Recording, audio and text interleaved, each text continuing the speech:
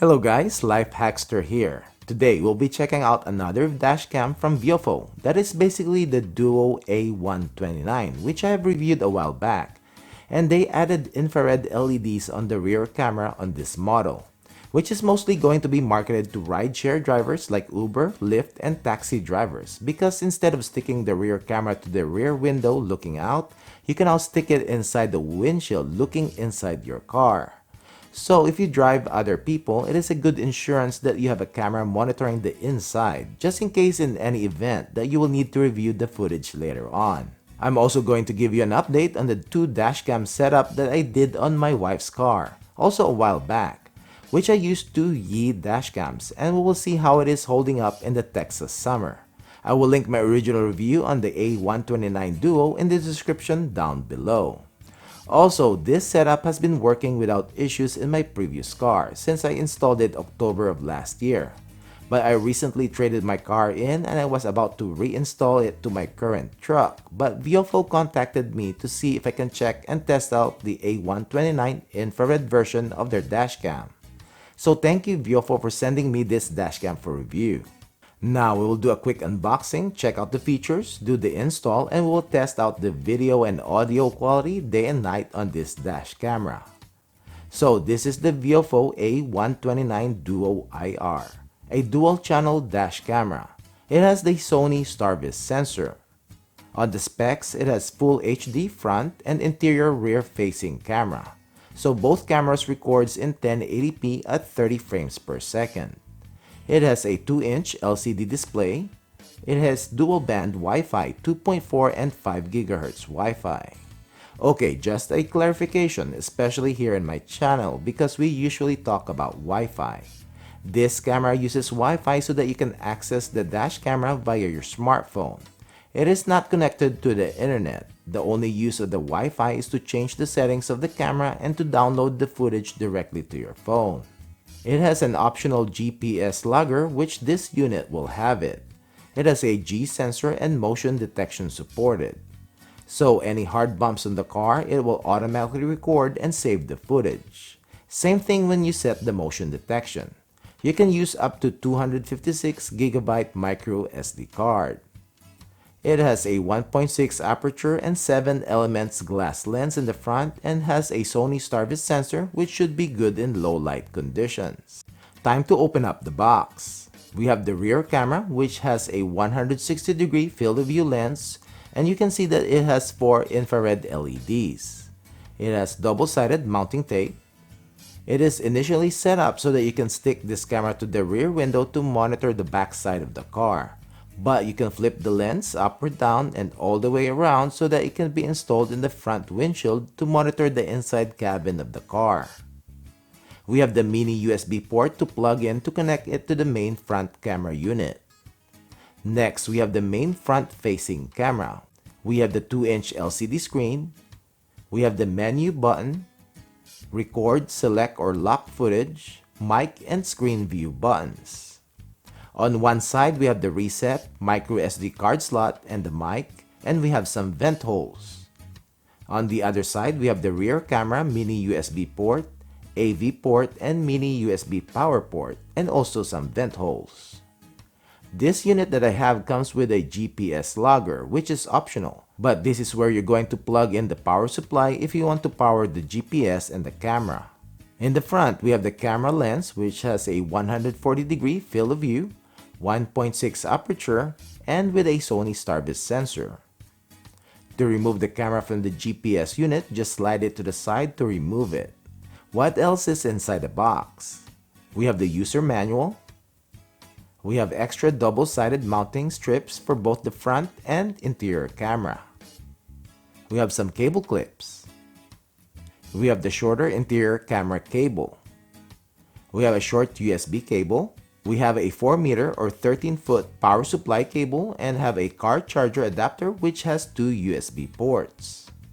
And we have the longer 6 meters or 20-foot cable if you want to install the interior camera to the back windshield either facing the front or facing and monitoring the back side of your vehicle. And we have the trim removal tool. Now we will check out the settings of this dashcam. To get into the settings, the recording needs to be turned off first, then click on the menu button. We have the resolution, which you can set the camera to up to 1080p at 60 fps if using the front camera only. And with the second camera plugged in, both will record at 1080p at 30 frames per second. There are settings for the bitrate, live view source, and loop recording, which you can choose from off to 1, 2, 3, 5, and 10 minutes. Scroll down some more and we have WDR or wide dynamic range, exposure levels, IR camera settings, which you can choose from mono, auto, and IR color. You will see later on the video quality of these settings. We have the parking mode, which you have a choice of auto event detection or set a time lapse from 1 fps up to 10 frames per second or choose low bitrate recording. In my setup, I'm really not going to use the parking mode, but to be able to use this feature effectively and for the dashcam to automatically go to parking mode when you turn off your vehicle, you will need a hardwired kit. We have the parking G sensor and motion detection sensitivity setting, time-lapse and motion detection settings. We have the GPS speed unit, mile or kilometers, G sensor sensitivity, and Wi-Fi, which you can either choose 2.4 or 5 GHz so as to be able to connect to the dashcam. We have a lot more settings that you can customize like date and GPS info that will show on the footage and the camera. Time for install. I will need to run the wires to the headliner to have a clean install. So we need to route the power cable up in the headliner, then to the A-pillar, then down. And I just stuck the wire in on the door rubber seal up to the floor, and because I have the rubber mats, I just hid the wire under it up to the center stack.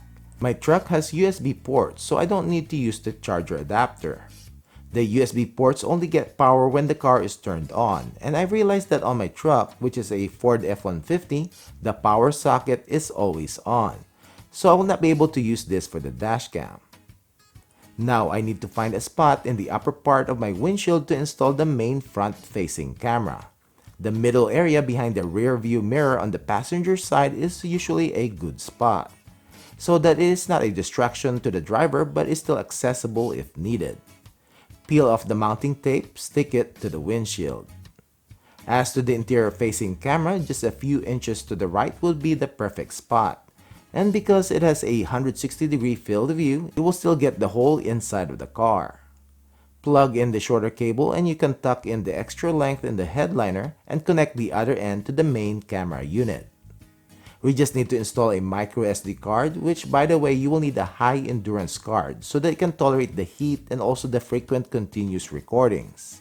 I will link down below which ones I've used that hasn't given me any issues. Plug in the cable to the power supply, which in my case is the USB port, and the camera will automatically turn on and start recording. Time for some footage, and let's check out the video quality of this dashcam. So this is the video quality of the Viofo A129, the infrared or the IR version, and the in-cabin or the inside camera. And this is the video quality of the front-facing camera.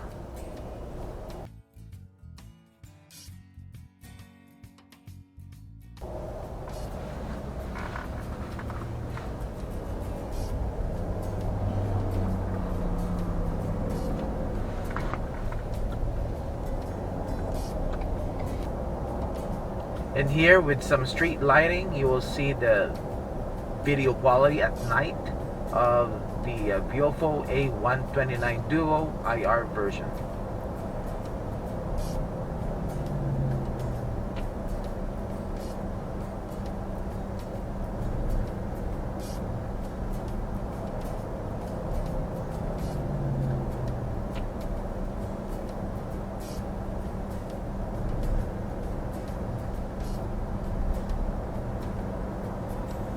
I don't know if you will be able to see the temporary tags of that Jeep. It's going to turn left right here.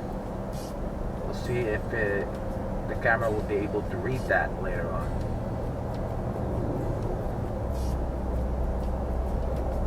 So these some ambient lighting in here, so the video quality, the night video quality should be okay. This is the video quality at night with barely any ambient lighting. So this is with the IR color setting, and this is with the infrared LEDs off. What I like about this dashcam is that you don't need to be an Uber driver to use this. It is more versatile than the original Duo. And if you don't want a recording of yourself driving, then you can use the longer cable and you can install the second camera in your rear window facing out. You just need to turn off the infrared or change the IR camera settings to the IR color so that you will not have the infrared glare when installing it inside the glass looking out. Also, you will have a wider field of view because the rear camera is 160 degrees as compared to 140 field of view of the original Duo. October of last year, I installed a Yi Ultra dashcam on the front windshield and a Yi Mini dashcam on the rear window of my wife's SUV. Total investment is around $105. Now, this is a 2.7K camera recording the front and 1080p at the back. This is a cheaper alternative to dual dashcams, which are usually priced around $160 to $180 and can only record up to 1080p. Anyways, a lot of you have said that the Yi will not last long because it has a built-in lithium-ion battery, which is not good in heat, as compared to Viofo that uses a capacitor. Anyways, I'm happy to announce that the Yi dash cameras are still working without any issues. And this is with the Texas summer heat, and also our cars have been parked outside mostly since the start of this year. For now, both dashcams work even with this summer heat.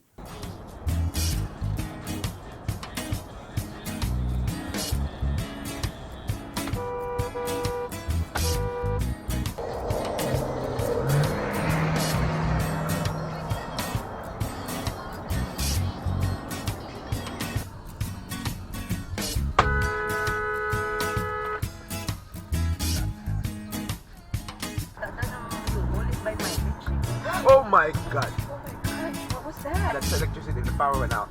Oh my god. Well, that's it guys, and thanks for watching, and I hope you liked this video. Don't forget to give it a thumbs up and subscribe to my channel if you haven't done it yet.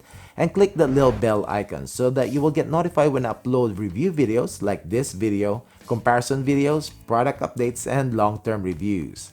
Thank you.